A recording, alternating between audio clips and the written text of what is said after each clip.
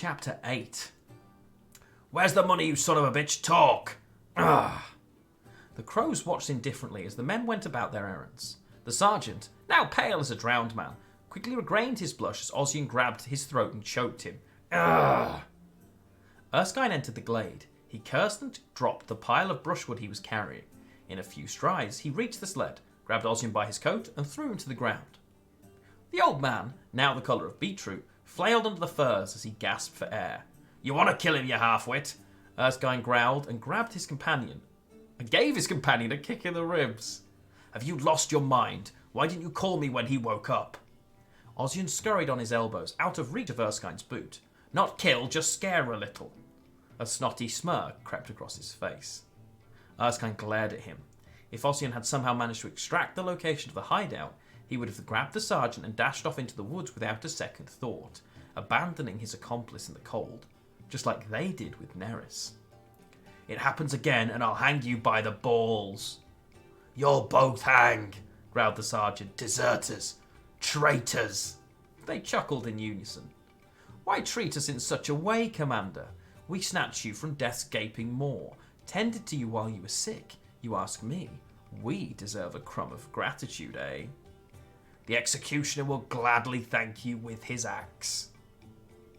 Erskine blew on his rough, stiff hands, then leaned against the railing of the sled. Ossian got up from the ground and took his place on the other side.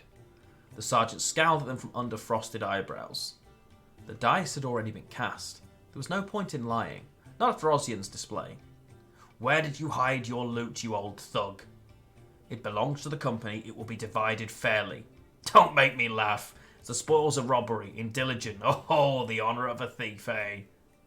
Taken under conqueror's law, from a city reclaimed from the blacks. What are you, Erskine, a wartime virgin? This your first, is it? Not the first, but probably the last. Once we claim this loot, I think I'm done marching behind trumpets. Ossian pursed his lip, drew his knife, spat on the blade, and wiped it off on his cuff. Why waste time explaining yourself? Let's start cutting and let him sing already. Erskine shrugged, adding nothing but his silent consent. He still felt a semblance of respect for the sergeant, whose steely stubbornness had led their unit to success on numerous occasions.